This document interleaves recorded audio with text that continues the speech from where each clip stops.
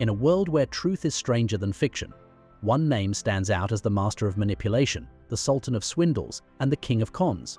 Meet the biggest scam artist in history, a name that will leave you speechless, wondering how they pulled off the impossible, and questioning everything you thought you knew about the nature of from the lavish lifestyles of the rich and famous to the darkest corners of the criminal underworld.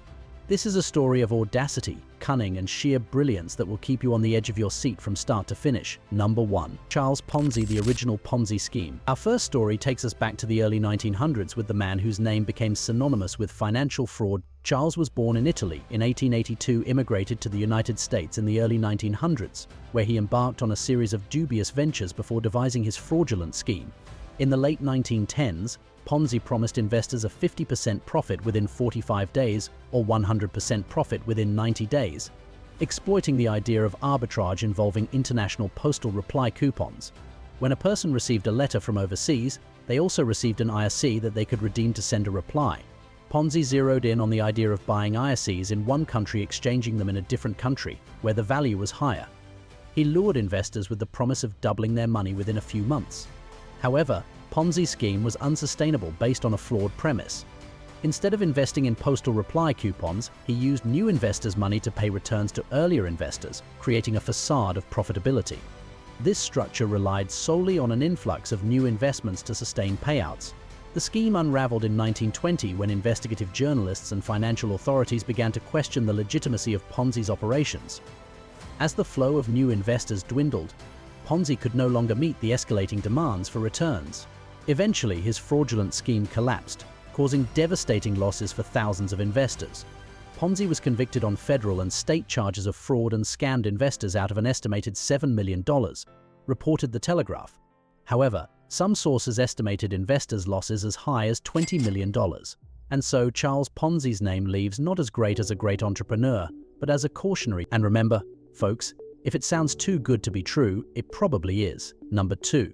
Bernard Ebers, the WorldCom scandal. From one classic con to a more modern twist. Let's jump to the early 2000s with Bernard Ebers, the man behind the WorldCom scandal. As the CEO of his company, WorldCom, Ebers was revered as a visionary leader, steering the company to immense success throughout the 1990s. However, beneath the facade of prosperity, a massive accounting fraud was being orchestrated. In the early 2000s, it was revealed that WorldCom had engaged in an elaborate scheme to inflate its profits by billions of dollars through fraudulent accounting practices.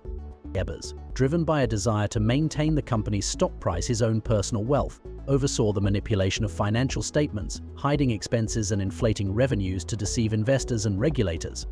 Ebers grew WorldCom into the second-largest long-distance telecommunications company in the US, mainly by acquiring smaller companies. Although the acquisitions left the company in debt, Ebers maintained the facade of profitability by capitalizing rather than expensing normal operating costs. The scandal eventually came to light in 2002, leading to WorldCom's bankruptcy, which was one of the largest in US history at that time. After the discovery, WorldCom stock prices went into free fall, plummeting from $64 per share to about $1, according to Time. Talk about a crash and burn situation. Investors lost roughly $180 billion, and 30,000 people lost their jobs as a result. Ebers was found guilty of orchestrating the fraud and was sentenced to 25 years in prison in 2005. Number 3. Lou Pearlman, the pop mogul's Ponzi scheme. Few people were doing better than the Backstreet Boys and NSYNC in the 1990s, except for maybe Lou Pearlman, the man who launched their careers. Pearlman spun a web of money scams, including allegedly ripping off both boy bands as their manager, as well as being involved in a Ponzi scheme. Transcontinental Airlines Travel Services, Inc. was an illusion, the cornerstone of Pearlman's Ponzi scheme, reported The Hollywood Reporter. According to the publication, Pearlman used it to defraud 1,700 investors out of a reported nearly $500 million, though some sources say the amount is closer to $300 million. Ultimately, Pearlman was arrested in 2007. He was serving a 25-year sentence but died while in custody in 2016. According to a 2014 first-person interview with The Hollywood Reporter, Pearlman told the magazine his Ponzi scheme was smarter than Bernie Madoff's. Well, Bernie, I mean, he didn't have anything that really made money, Pearlman said. He didn't have any real way to make money, but I had the music. Backstreet Boys each made well over $50 million apiece. I, of course, got my piece, and it was very nice and very substantial. Number 4. Bernie Madoff, the largest Ponzi scheme in history. Speaking of Bernie Madoff, defrauding thousands of investors out of an estimated $65 billion. Founder of Bernardelle Madoff Investment Securities, he lured investors in with promises of high, steady returns. Madoff's operation relied on new investments to pay returns to earlier investors, creating the illusion of a successful business. The scheme collapsed in 2008 during the Great Recession, when market conditions led to a surge in withdrawal requests that Madoff could not meet. He was arrested in December 2008, pled guilty to 11 federal felonies, including securities fraud and money laundering. In 2009, Madoff was sentenced to 150 years in prison. His crimes devastated countless lives, wiping out the savings of many individual investors, charities, and institutional clients.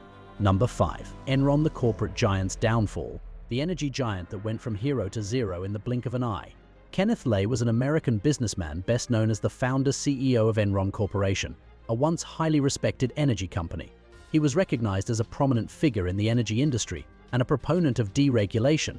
Jeffrey Skilling was a key figure at Enron, serving as its CEO. He was known for his intellect, innovative ideas in reshaping Enron's business model, transforming it into a trading powerhouse. Skilling was a driving force behind Enron's aggressive expansion into various markets, including energy trading and derivatives. The scam, orchestrated by Lay, Skilling, and other Enron executives, involved a complex web of accounting fraud and deceptive financial practices. They artificially inflated the company's revenues, concealed debts through off-balance sheet entities, and manipulated energy markets to create an illusion of profitability. Enron's stock prices soared, and it was celebrated as a symbol of corporate success until the truth unraveled. Their deceitful actions led to Enron's collapse in 2001, resulting in massive financial losses for investors, employees losing their jobs and pensions, and shaking public trust in corporations and financial markets. Lay and Skilling faced legal consequences, including convictions on multiple charges of securities fraud and conspiracy. Enron's bubble burst spectacularly, proving once again that you can't inflate numbers forever without eventually popping. Number 6. James Paul Lewis Jr., the Ponzi master of Orange County. Lewis operated the Orange County-based financial advisory consultants and promised investors yearly returns of 18% to 40%, according to a 2005 release from the U.S. Department of Justice. Although he told investors that he would use the money to purchase, sell distressed businesses, make commercial loans, lease medical equipment, and finance insurance premiums, Lewis had other plans for the money. Lewis used investors' funds to finance his lavish lifestyle and sustain the illusion of profitability, paying returns to early investors using new investors' money. As the scheme expanded, so did the magnitude of the deception, drawing in a vast network of unsuspecting individuals seeking financial growth. Lewis used the approximately $300 million to enrich himself and others. He reportedly bought homes and luxury cars, invested in other companies with investors' money, and used FAC funds to trade currency futures. No one managed to spot the investment scam for 7 years. In the end, more than 3,000 investors were hurt. Victims lost at least $50 million, according to the release. In 2005, Lewis pleaded guilty to mail fraud money laundering. He received 30 years in prison. Number 7. J. David Dominelli, the foreign currency fraudster. Dominelli lured investors with promises of high returns by playing the foreign currency market, reported The Times. These markets are notoriously volatile, but Dominelli managed to turn profits in the early years of 3% or more monthly. But the dominoes eventually fell, beginning in December 1983 when checks started to bounce, and in 1984 J. David Company went into bankruptcy. By the time Dominelli pleaded guilty to mail fraud, bankruptcy fraud and income tax evasion in 1985, the government estimated he might have lost $80 million of investors' money in his Ponzi scheme, reported The Times in 1987. Dominelli died in 2009. Number 8. Last but certainly not least, we have Tom Petters, who masterminded a $3.65 billion Ponzi scheme that earned him a 50-year sentence in federal prison, the longest term ever ordered for financial fraud in Minnesota history, according to the DOJ's case summary. Using his company, Petters Company, Inc., Petters allegedly lured in investors with the idea of buying merchandise, reselling it to retailers at a profit. Instead, Petters funneled investors' money to pay other investors, people who helped his money scams, businesses he owned, and to fund his lavish lifestyle, stated the DOJ. An informant, co-conspirator Deanna Coleman, told law enforcement in 2008 about the multi-billion-dollar Ponzi scheme and said it had been going on for at least 10 years. In the end, Petters was found guilty of 10 counts of wire fraud, 3 counts of mail fraud, 1 count of conspiracy to commit mail wire fraud, one count of conspiracy to commit money laundering. Petters might have thought he was sailing smooth, but his ship sank spectacularly. And so, the curtain closes on the greatest scam artist of all time. Remember, the next one is just around the corner, waiting to strike. Stay vigilant, stay informed, and never trust a deal that's too good to be true. If you enjoyed this video, like, subscribe, and follow us for more thrilling stories and insights. Share your thoughts in the comments below. What did you find most shocking? What lessons did you take away? Remember, knowledge is power.